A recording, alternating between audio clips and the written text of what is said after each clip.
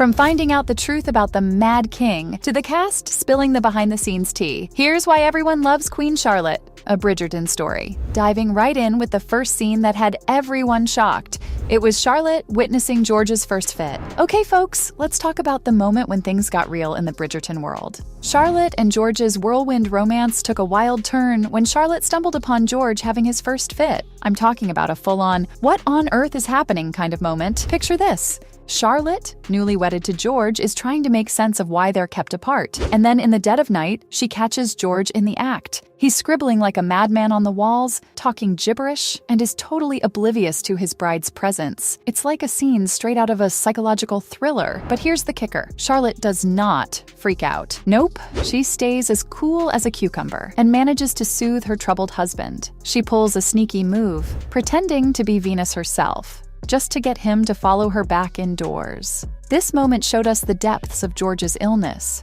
how it had haunted him since a young age, and how Charlotte was thrown into this crazy situation without a clue. This scene also had us falling in love with both of them and rooting for them till the ends of the earth. But that was only the beginning, because later in the season, we also get to see the young queen going off at George's doctor. Brace yourselves, folks, because this is where the drama goes into overdrive. George's mom, bless her heart, was desperate to find a cure for her son's condition. So along comes Dr. Monroe, claiming he has some unconventional methods that could work wonders. Little did they know, these methods were more like torture sessions. Yikes. But here's where things get seriously intense. George, fueled by his love for Charlotte, decides to go through with these twisted treatments. And guess who's the only one in the know? Yep, good old Reynolds, George's loyal servant, who had to bear witness to his king's screams of agony. Talk about a tough job. But Charlotte, being the badass queen that she is, decides that enough is enough. She's got a bun in the oven, and she's not about to let her hubby suffer like that. So she takes matters into her own hands and storms in to rescue George from the clutches of Dr. Monroe. I mean, can we get a round of applause for this woman? She's ready to stick by her man, illness and all, rather than having him supposedly cured but miserable. That's some serious love right there. Now get ready to grab your tissues because you're about to get hit right in the feels. We fast forward to the present Bridgerton timeline, where Charlotte's facing life without her beloved George once again. She's worried about her family's future, with unmarried daughters and sons who seem allergic to commitment. But hold on tight, because there's a glimmer of hope coming. News reaches Charlotte that one of her sons is tying the knot and there's a baby on the way. Cue the happy tears, people. Filled with joy, Charlotte decides to pay her dear husband a visit. And guess what? She finds him in their old home, doing what he used to do, writing on the damn wall. Classic George.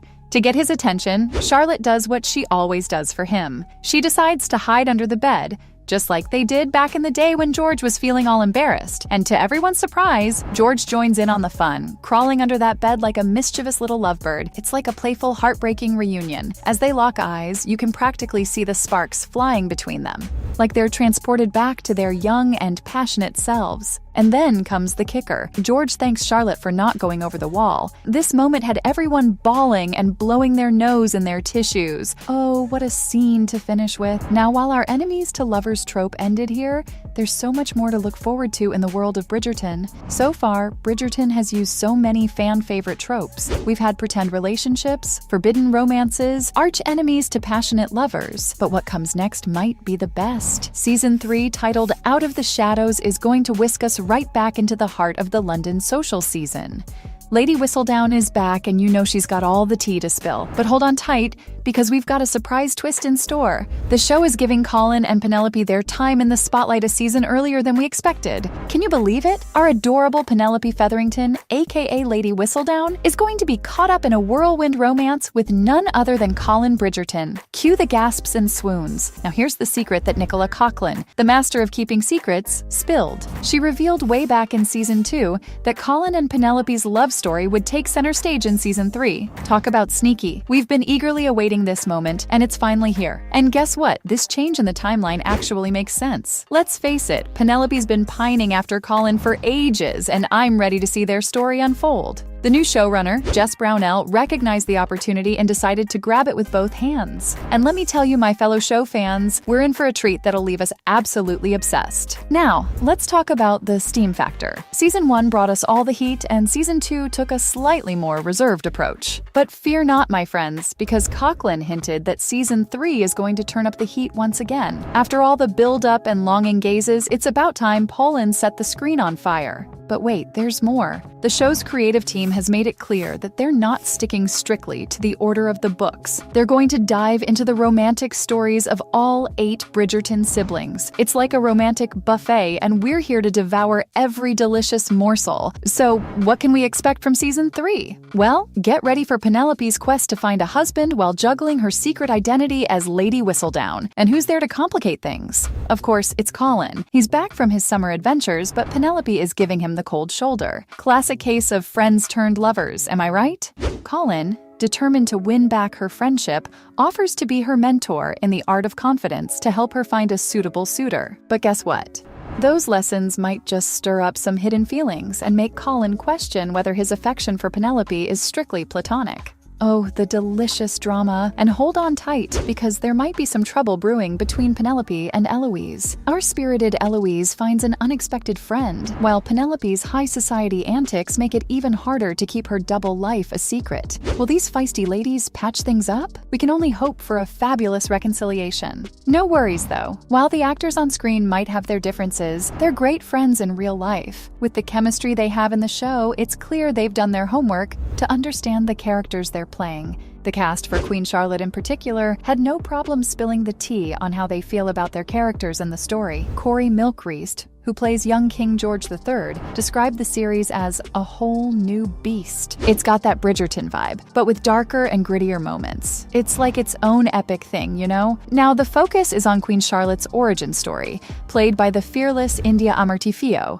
This black woman marrying the King of England, it changes the whole country. They call it the Great Experiment on the show, and it's revolutionary. Meanwhile, King George spends most of his time hiding due to an unidentified mental illness. Talk about a complicated situation. As an actor, Corey had to do his homework.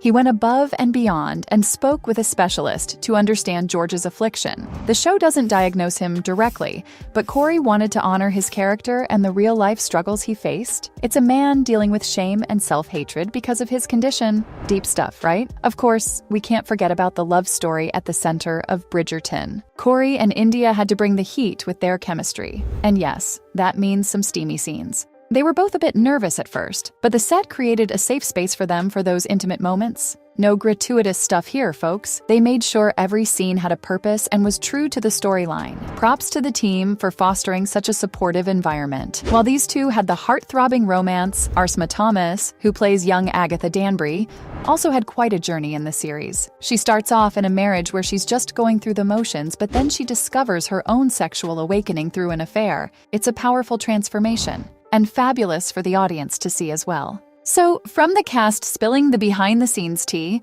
to finding out the truth about the Mad King, that's why everyone loves Queen Charlotte, a Bridgerton story.